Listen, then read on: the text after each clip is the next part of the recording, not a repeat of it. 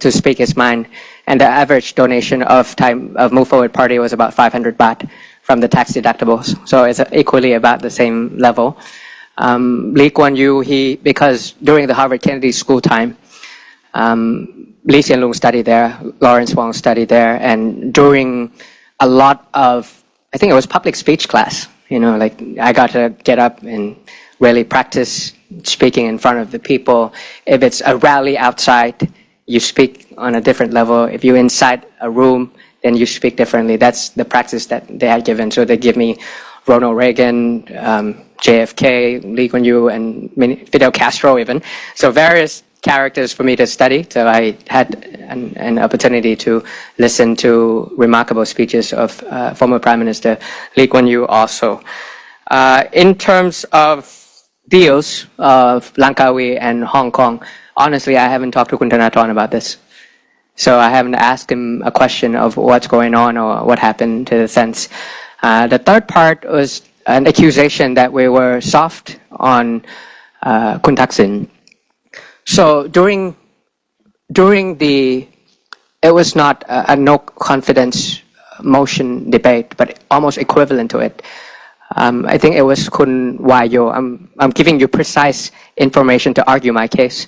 That I think it was Dr. Wayo who had both the expertise in law and in public health, went through all the possibilities of all the doctors that granted Kun Thaksin the right to stay in police hospital for 6 months, as well as going through the prison processes of what had to be done in order for you to achieve these kind of things. We went through lengthy detail, more than an hour, exactly of how this is unjust, how this is not a possibility.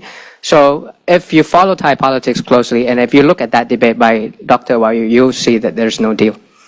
Opposition is opposition. And if you look at Wikipedia, you'll probably see that there's some personal connection between me and Kun Thaksin also. My uncle used to work for him side by side. I used to work for his father indirectly side by side at the Ministry of Commerce. But politics is not about personal. I was Xi Jinping or someone said this. I mean, when someone asks for a personal favor, the way you reply is that I still remember the personal favor. I'll return it when I leave the office. But I cannot give you a personal preference or a personal favor once in office. But when I'm out of my leadership role, I'll return the favor personally. So it was very clear to us, Kun Thanathorn being the same family with the current transportation minister, my last name, it's not going to make any difference because we're not linked just to him, but we're linked to 14 million votes. And we got to be able to separate what's professional and what's personal. And I had made my case clear during the debates before the people gave me the vote that reconciliation is very important and amnesty is needed in order to end this polarization of red and yellow color. But we got to do a couple of things that is different from the previous government. One is fact-finding. 2 is compensation. 3 is accountability. And then reconciliation, not the other way around. I mean, back in the days when you were still a journalist, I assume that there's a lot of studies about reconciliation by Dr. Kanit Nanakon, and now it's probably a document hanging somewhere just like his book. Because, reconciliation follows fact-finding, accountability, a proper compensation, and then they can forgive each other and finally reconcile as a society. Not having a playbook of what reconciliation is without telling the truth to the family what happened to his daughter or his son or his father.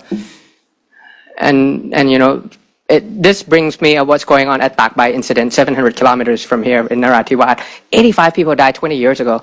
In 20 days, it's going to expire.